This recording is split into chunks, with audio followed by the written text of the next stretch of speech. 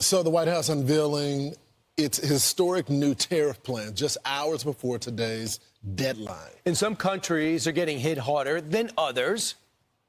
Senior White House correspondent Peter Doocy, I gave a pregnant pause there to set Peter up even more. Peter Doocy with the details. Hey, Peter.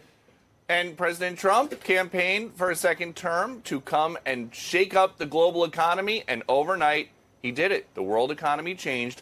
Countries that were not making specific new deals for themselves with the U.S. were just told what their new rates are going to be. And you can see we've got this scroll. These are the new rates, mostly 15 to 20%, with some much higher. The highest in the world now, Syria, 41%.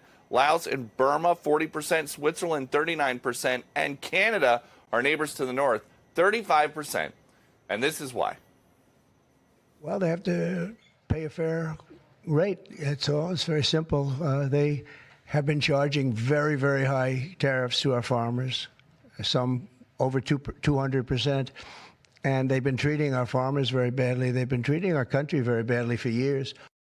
Canada's Prime Minister says while we will continue to negotiate with the U.S. on our trading relationship, the Canadian government is laser focused on what we can control, building Canada strong. While the Ontario Premier Doug Ford says it's actually time to fight, and Canada shouldn't settle for anything less than the right deal. Now is not the time to roll over. We need to stand our ground. The president is showing a lot more patience with our neighbors to the south, Mexico. He says we will be talking to Mexico over the next 90 days with the goal of signing a trade deal somewhere within the 90-day period of time or longer.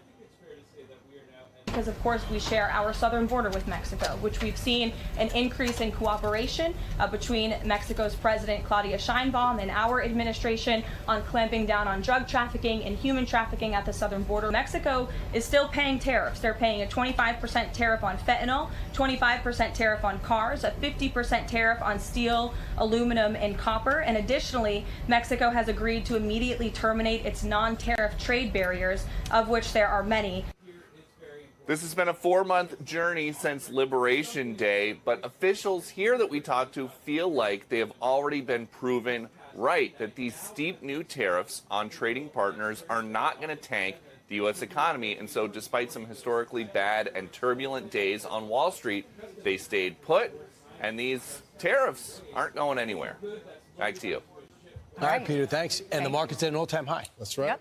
I'm Steve Doocy. I'm Brian Kilmeade. And I'm Ainsley Earhart. And click here to subscribe to the Fox News YouTube page to catch our hottest interviews and most compelling analysis.